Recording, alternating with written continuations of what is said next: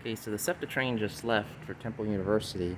Looks like I don't know if this other track was here, but it looks like they added a fourth track down here with concrete ties. And they're storing maintenance away equipment on it. So we got one of the Amtrak Catenary cars, or CMV for short. And it looks like the CMV's got a trailer hooked up to it, which is extremely rare.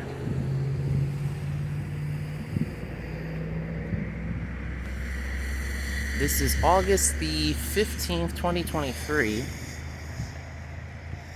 And this is the first time I've been down to Thorndale in a long, long time.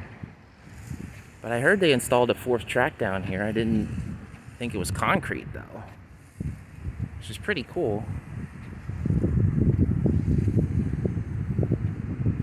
But at least I can get some good shots of one of these, because I don't think I've been able to get any real good pictures of the Amtrak CMVs. So it's a trailer, but it carries the spool for extra wire.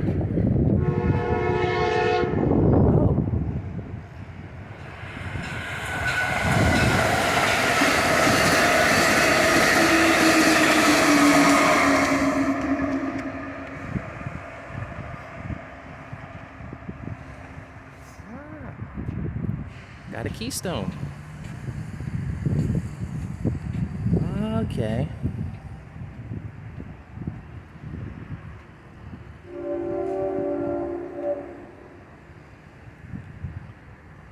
So yeah, that's what it looks like up close. And these are manufactured by Plasser American Thuner. I think I'm pronouncing the last name right, but it's definitely Plasser American. But let's zoom in on that trailer. Yeah, it's just like a four-wheeled European type car.